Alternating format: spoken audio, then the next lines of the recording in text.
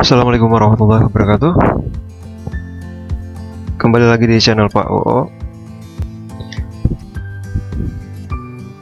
Materi hari ini kita akan bahas, masih melanjutkan kasus Oracle Hobbyshop untuk soal nomor 11, 12, dan 13. Jadi ini episode terakhir. Untuk soal nomor 11, kita diminta untuk menghapus semua transaksi yang berkaitan dengan tanggal 9 Januari 2016. Baik, untuk menelusuri transaksi yang terjadi selama tanggal 9, maka caranya klik transaksi jurnal, kemudian pilih all, lalu ganti tahunnya menjadi tahun 2000. Maka semua transaksi akan muncul.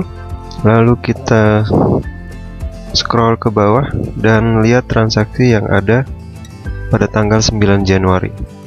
Ada dua transaksi yang terjadi, yaitu transaksi return, dan yang berikutnya ini adalah apply dari return. Untuk menghapus, maka langkah yang pertama, kita harus membuka kunci periode yang kita lakukan pada episode sebelumnya.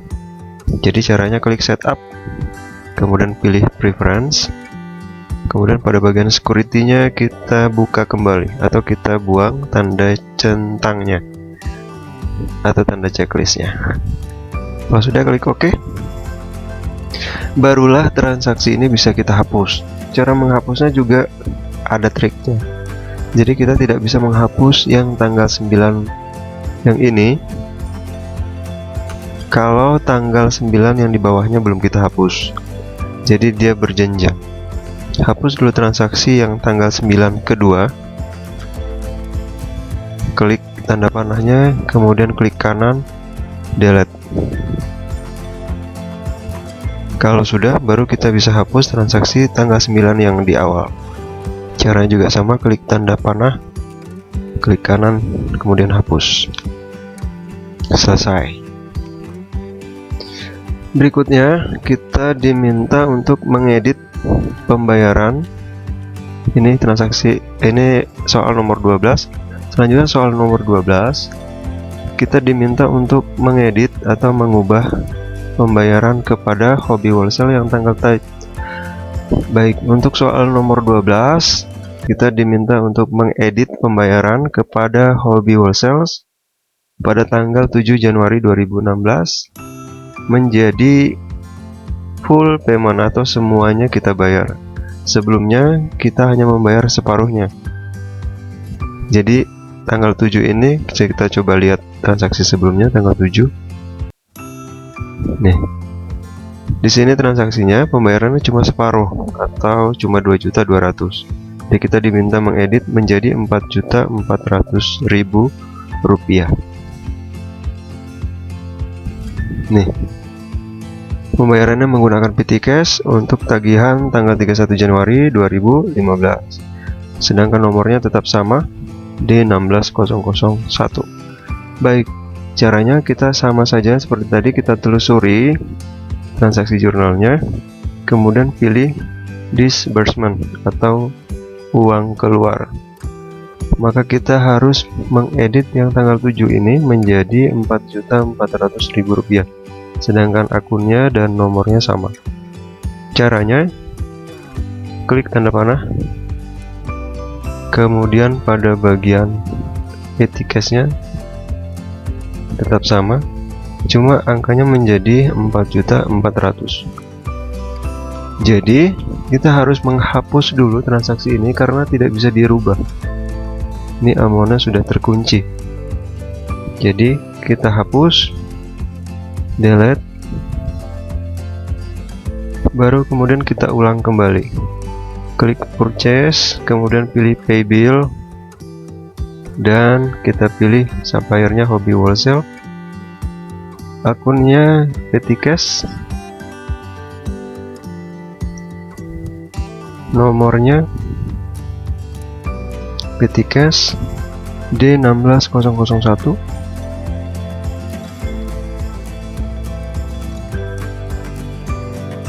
Tanggalnya masih sama, 7 Januari 2016, pembayarannya 4.400.000 jumlahnya, dan harus kita klik apply nya, kemudian enter. Coba kita cek kembali.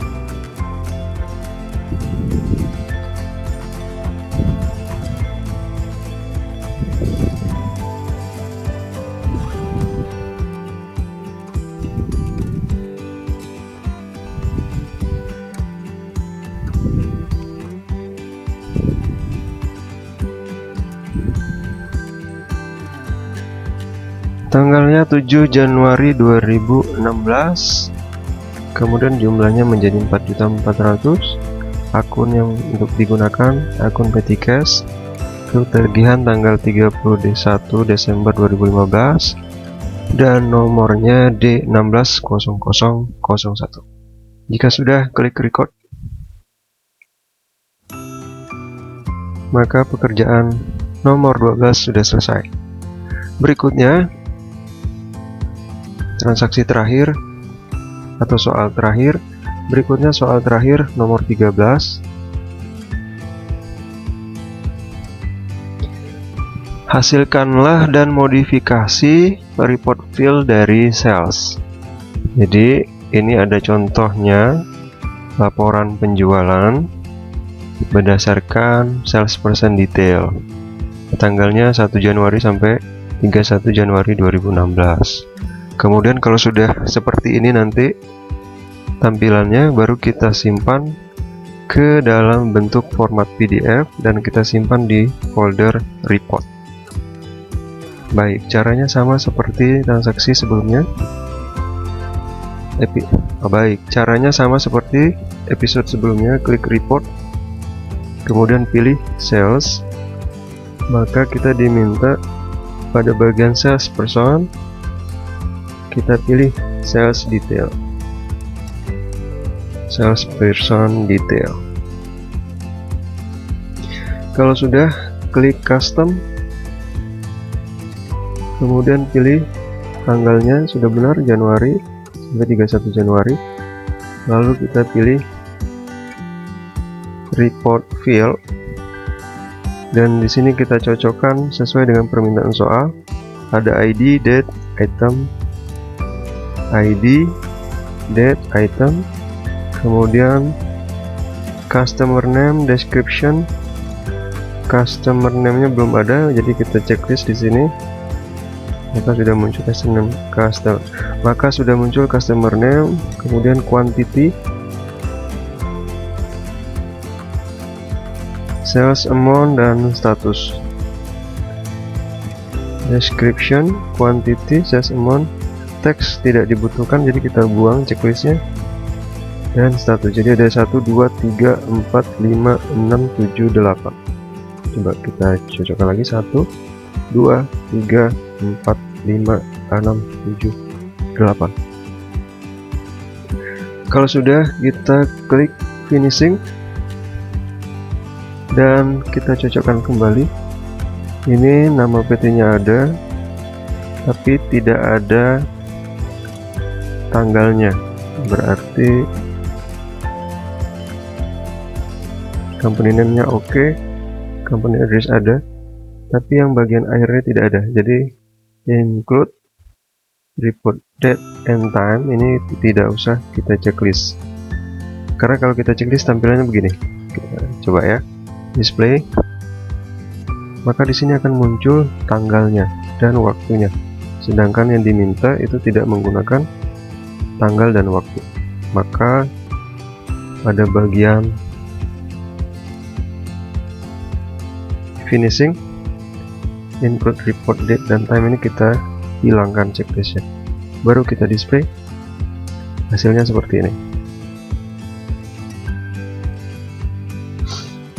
Namun kita harus modifikasi sesuai dengan urutan yang ada di soal. Customer name itu berada setelah item, kemudian description, quantity, sales amount, dan status. Jadi urutannya harus sesuai dengan contoh yang ada.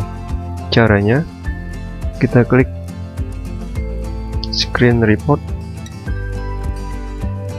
Oke, kalau sudah bentuknya seperti ini, baru kita bisa geser. Ini kita geser, kecilkan saja, kemudian kita pindahkan di samping item. Nah, jadi coba kita cek lagi, ID, date, item, customer name, description, quantity, sales amount, dan status. Jadi tampilannya begini. Kemudian diawali dengan Benny dan Dea. Untuk isinya itu tidak diperhatikan. Jadi isinya kan berbeda nih antara Dea dengan Benny. Tapi itu tidak menjadi persoalan.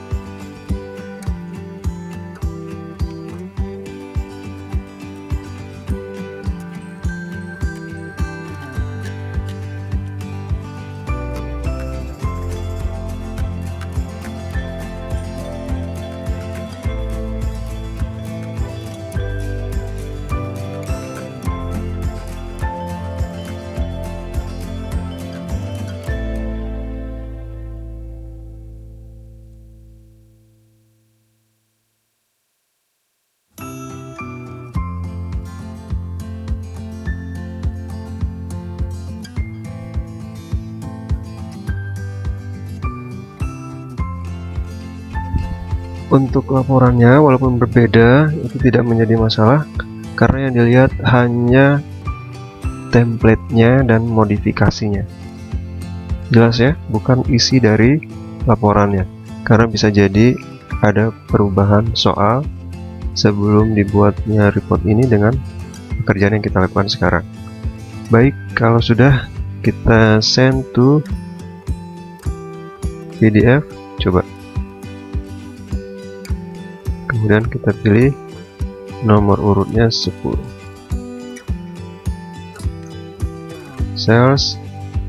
salesperson,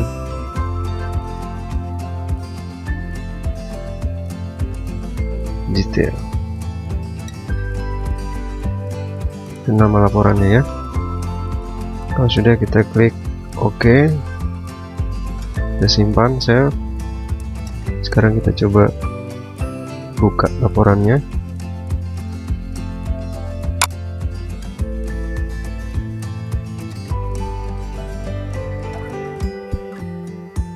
Dan tampilannya seperti ini. ID coba kita cocokkan, kemudian date,